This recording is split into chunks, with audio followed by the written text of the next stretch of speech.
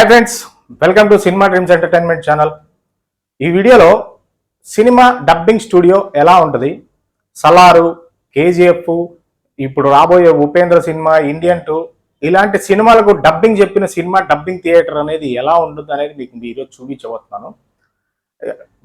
ఆ cinema dubbing theatre ఎలా ఉంటుంది, ఆ ఎక్విప్మెంట్ ఏముంటాయి, అసలు ఆ యాంబియన్స్ ఎలా ఉంటుంది, ఎలా డబ్బింగ్ ప్రాసెస్ చేస్తూ ఉంటారు, ఇవన్నీ కూడా ఈ వీడియోలో నేను మీకు చూపిస్తాను. సో ఫ్రెండ్స్, మీరు ఆ డబ్బింగ్ స్టూడియోని ఒకసారి చూసేయండి. మీకు నచ్చినట్టయితే లైక్ చేయండి. నేను రాబోయే వీడియోలో సలార్ సినిమా స్టోరీని మనం రాస్తే ఎలా ఉంటుంది అని నేను నెక్స్ట్ వీడియో చేద్దాం అనుకుంటున్నాను. దీనిపైన మీ కామెంట్ అనేది కింద పెట్టండి. సో ఒక్కసారి సబ్స్క్రైబ్ చేసుకోండి.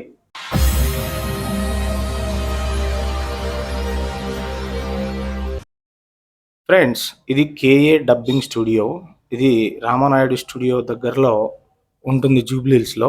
ఇక్కడ చూడండి, సలారు, ఈ ఉపేంద్ర, తర్వాత జిగర్తాండా, ఇండియన్ 2 ఇవన్నీ కూడా ప్రజెంట్ ఇక్కడ వర్క్ చేశారనమాట. కొన్ని వర్క్స్ ఇంకా జరుగుతున్నాయి. ఇది ఎంట్రన్స్ చాలా నీట్గా డిజైన్ చేసుకున్నారు. ఎదురుగానే కేఏ డబ్స్ చూస్తున్నారు. ఇక్కడ ఎవరైనా వచ్చిన వాళ్ళు ఇక్కడ మామూలు కూర్చోవడానికి అంతా మంచి సోఫాలు, ఇలాంటి డిజైనింగ్స్ చాలా బాగా వేశారు. Our happy place, working place. Jailer కూడా ఇక్కడే చెప్పారు, జవాన్ కూడా ఇక్కడే చెప్పారు డబ్బింగ్ అనేది. తర్వాత మీరు ఇక్కడ చూస్తే విక్రమ్ కూడా ఇక్కడే డబ్బింగ్ చెప్పారు. ఇక్కడ చూడండి, యష్ కేజీఎఫ్ విగ్రహం. ఇది రికార్డింగ్ స్టూడియో. చూడండి, ఒకటి కాదు, 2 లేదా 3 ఉన్నాయి మొత్తం థియేటర్స్. ఇవి రికార్డింగ్ థియేటర్స్. ఇక్కడ చూడండి, సెల్ ఫోన్స్ ఇవన్నీ నాట్ అలౌడ్ అనమాట లోపలికి. Recording theatre. ఇప్పుడు మనం రికార్డింగ్ థియేటర్లో ఎంటర్ అవబోతున్నాము. ఇక్కడ మనకు డబుల్ డోర్ సిస్టమ్ ఉంటుంది మామూలుగా. చూడండి, ఇదే రికార్డింగ్ రూమ్ అనమాట. ఇక్కడ సౌండ్ ఇంజనీర్ మధ్యలో కూర్చొని ఉంటాడు, డైరెక్షన్ డిపార్ట్మెంట్ అందరూ ఇక్కడ కూర్చొని ఉంటారు. కింద చూడండి, ఈ వైర్స్ కానీ ఇవన్నీ కూడా ఇంత ఎక్విప్మెంట్ ఉంది. ఇవన్నీ ఒకదానికి ఒకటి కనెక్ట్ చేసి అటు సైడ్ రూమ్కి ఇటు సైడ్ రూమ్కి కనెక్షన్లో ఉంటాయి. ఈ స్పీకర్స్ అన్నీ కూడా వాళ్ళ వాయిస్ చెప్పేది వినిపిస్తూ ఉంటుంది. ఇది చూడండి, సెక్యూరిటీ సిస్టమ్ కూడా ఉంది. ఎవరంటే వాళ్ళు లోపల రావడానికి కూడా వీళ్ళు ఒప్పుకోరు అనమాట. ఇక్కడ ఆ యాక్సెస్ కార్డు ఉంటుంది, అది ఉంటేనే ఒప్పుకొని ఇస్తారు లోపలికి రావడానికి, లేదంటే లాక్ వాళ్ళే తీస్తారు. ఇది రికార్డ్ చేసే రూమ్ అనమాట.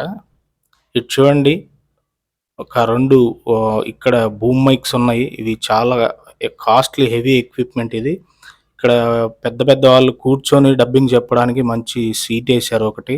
ఇక్కడ వాటర్ కూడా ఉంటాయి. ఇటు సైడ్ నుంచి అటు సైడ్కి రూమ్కి మనకు మిర్రర్ ఉంటుంది మధ్యలో. అటు సైడ్ నుంచి ఇన్స్ట్రక్షన్స్ ఇస్తూ ఉంటారు.